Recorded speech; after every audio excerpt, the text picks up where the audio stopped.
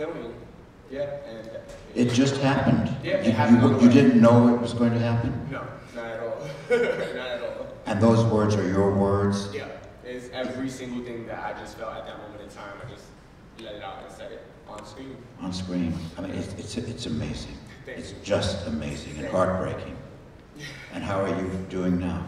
Oh, I'm fine. I had my person already 2 years strong, so it's, you know, I'm doing good. You've moved on. You've moved on. Yeah, moved on way long ago. Way long ago. Yeah. Yeah, but that's, in a way, that was sort of the most grown-up moment in the film. Yeah, I would have to say it was even a grown-up moment within myself, because I was more like, I was trying to keep it in, but then I was just like, all right, I'm never gonna be able to let this go unless I just say it. So I'm happy that I finally did. It's over and done with. So yeah.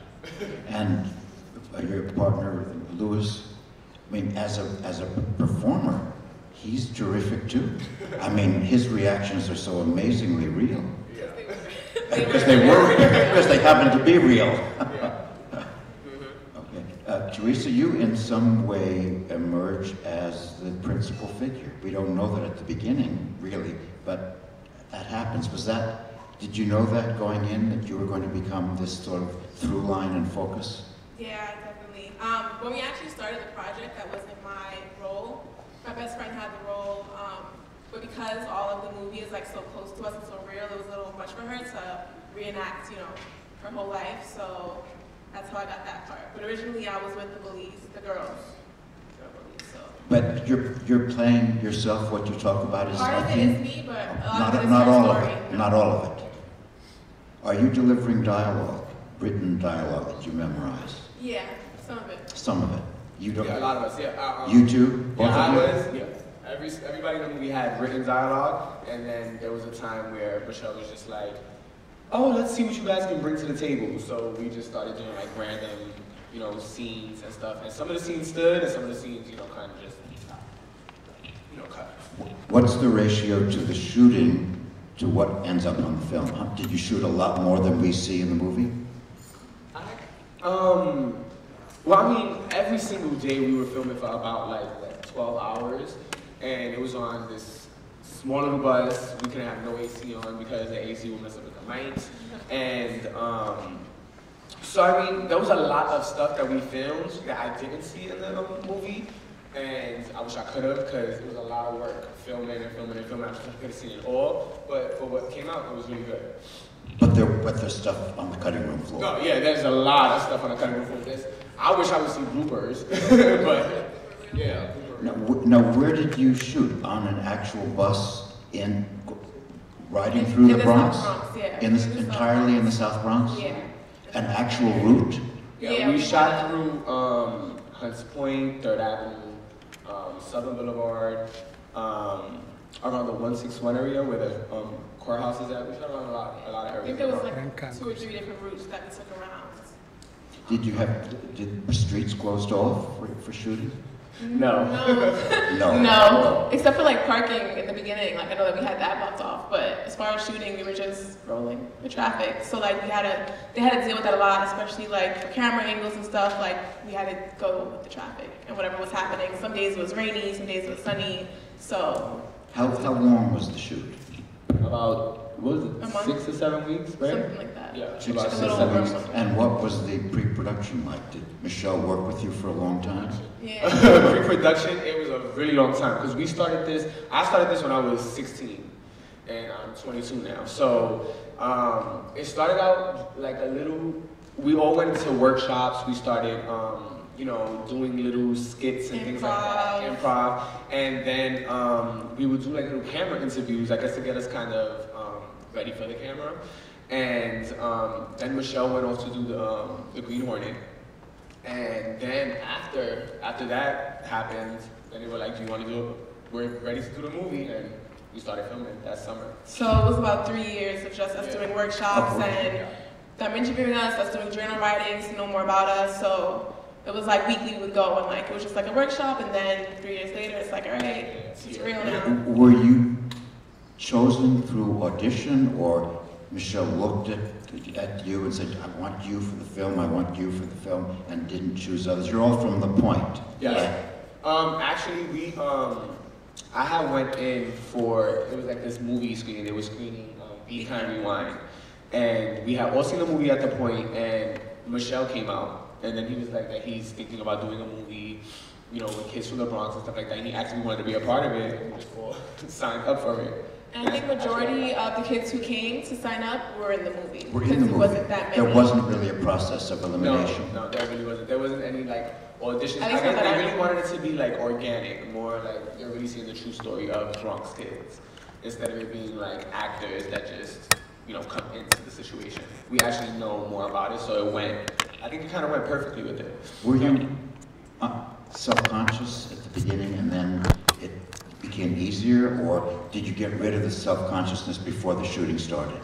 I'm still self-conscious now. When I see it, I hate hearing my voice. I'm just like, no, I don't want to watch this again. So, I don't know, never left for me. But when the camera's on you guys, you don't feel at all it doesn't feel as if somebody's invading you. You just seem incredibly real and comfortable on screen. Really? Yeah. None of us had any like acting experience, so. Do you want to be? Well, anybody want to do any acting? Yeah, I do stage acting. I do like live improv acting. So doing the weekend, I was really like, it was fun. It was different. I wasn't really used to learning a script, having to learn it back and forth, and you know, being able to do things like that. But now I want to continue. You do? Yes, I want to continue. How do you feel, Teresa? Not me. No, It's not my cup of tea. This is the one time. Yeah. deal. Now, Michael and is it Raymond, his buddy with the gray T-shirt? Uh-huh. They're extremely comfortable on camera. No, yeah. Yeah. I mean, Yeah. are they like that in the real world? I mean, Yeah. do they want? And both of them, the camera loves them. They could have careers. Do they want careers? I know Michael is pursuing Yeah. something. Little Ray, I'm not sure. But Michael for sure, and Jonathan, And who's Jonathan, the other for bully. sure, yeah. Jonathan is the third With the bully. braids. The third bully. Okay. And because they're all extremely comfortable, They're my favorite. Yeah. so they do want careers. Mm-hmm. Now, what about the image of Bronx kids that the film presents? Accurate, unflattering, bad imagery, good? I mean, how do you feel about the presentation of the kids in this film? Good for the Bronx, bad for the Bronx. I would kind of have to say it,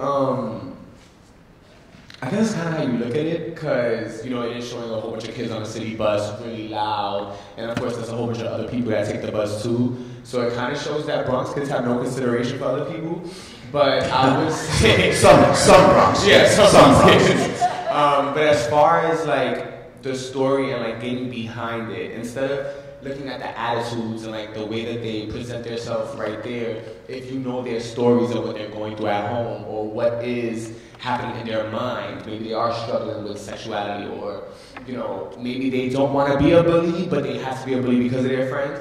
So it kind of does show, look past the cover. You know, like don't judge a book by its cover. Like look past the cover, get to know that person because maybe they're acting out for a reason. And the kids are acting out. Yeah. The kids, you're acting out, but you say the film gives reasons or clues, Yeah. so that you end the film with a little bit more insight or understanding. Yeah.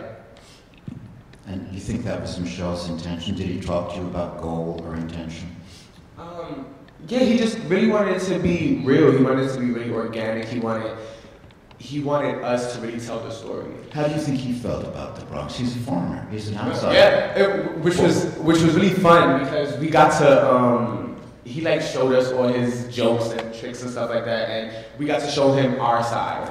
So it was really cool to have someone come from France and you know and come to the Bronx, and we get to be like the tour guides. So while we were shooting, we could be like, this is it, this is where we go shop, this is it. So was he interested in the Yes. Bronx, do you think? Definitely. I think it was really awesome because the point was, you know, skeptical at first of Michelle coming in to work with the kids. So it is a little weird. But he was awesome at like making sure everybody was included. Even when we got the script, he gave us pens and was like, hey, whatever your lingo is, whatever your slang is, throw it in there. If that's not how you say it, change it. Like the guy who was working the pizza store, he runs a catering business at the point. So like the community was just like always like in there. The Chen family, the whole Shen family was in the movie at some point, like extras in the back because they have like 5 or 6 brothers and sisters. So very community. He was very like in there. It was good. He did a good So job. Michelle never asked you to do or say something that was false to you. No. He didn't try to impose anything on you. No, he wanted everything. Like even as far as the scene with me, he didn't want to force it. He asked me like, "Is it okay that we use it? Is it okay that we?" Really? Did he? Yes. He asked you if it's Yeah. okay? Because in a way, it's an invasion of privacy. no, yeah, In a way. that's exactly how it was. Because you know, it started off as something small, and I guess he noticed like the conflict that was happening, and he just came with his camera, and I was like, "Oh God, he's coming, please!" And he came and he just sat there, and I was just looking, and I just stood quiet, and he was like, "I want you two to talk," and I was like, "No, I do not want to talk to him. I have nothing to say to him, nothing." And that's how it came about. He was just like, "I'm gonna film," and it just came out, and I asked like, "Are y'all sure y'all want to hear this? Are y'all sure y'all want to hear every single thing that's gonna go down?" And they went. After that, everybody on the bus was crying. Oh, the producers were crying. Everybody was crying. So it We was had to really take a break. yeah. We all had to take a break. You had to after take that. a break. Yeah. Well, it's a wrenching scene. There's no doubt of it. It's wrenching. And it changes the whole tone of the film. After that, the film shifts to something else. Yeah. Did you have any idea while you were shooting it what it was going to look like when it was done, with this fragmented editing and the flashbacks and the sort of almost magic realism? Did any of that, was that discussed with you, or did you think it was going to be straight documentary? Oh no, we knew. Like the Wait. part where Khan is walking, like Yeah, on air, like in the air they had and to stuff? build like this green thing. So like we were there for like his whole weird, where his brain was at. So you knew it wasn't going to be just a straight realism. It's going to be filtered with these other elements. Yeah, as far as like when we were filming, we were there for like every single thing that happened. Like when they were building the screen, when they were using the trolleys, when they were doing every single thing. So we got to see like what actually happens behind a movie. Because it was so weird how we were growing up watching movies. We felt like, oh my God, there's this one person with a camera, but there's so many people that go on behind it. So it was like, it was a new experience to get to witness what happens behind the big screen. But was the camera shaking a lot? Because it's handheld, isn't it? It's mostly handheld. Jordan?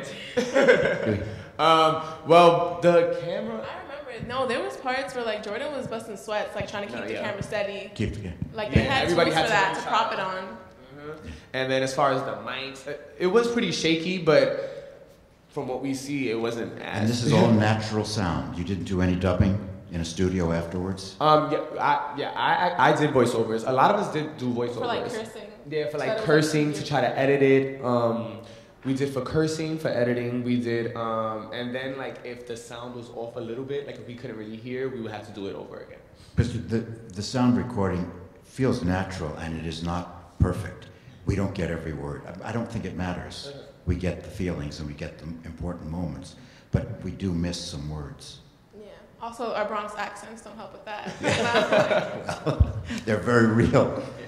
Was Michelle, did you feel bonded with him, or did you get to know him or like him? Did you appreciate him? Definitely. Like you said, like Michelle was like the type that he would come eat lunch with us. He Yeah. wasn't like, Yeah, he wasn't like, I just expected for it to be like, we would never really see the director. It would just be whenever we're filming, but he came to have lunch with us. He would come like while we were taking breaks just to talk to us, just to know like what we did the night before or anything like that. So he was really interested in getting to know us as people instead of just seeing us as, I guess, clients or like people that he's just working with. He really wanted to get to know us. Well, I have to tell you, it is a great film. It really, Thank you. I don't know that it got shown as much as it deserves to be, but it will not be forgotten. I mean, I think it will be seen and appreciated even years from now. I mean, I teach film classes. I'm going to include this in some of my courses, and you're never going to get rid of me, you guys, because I'm going to bother you and come to interviews. I think you're terrific. That's Thank you so much.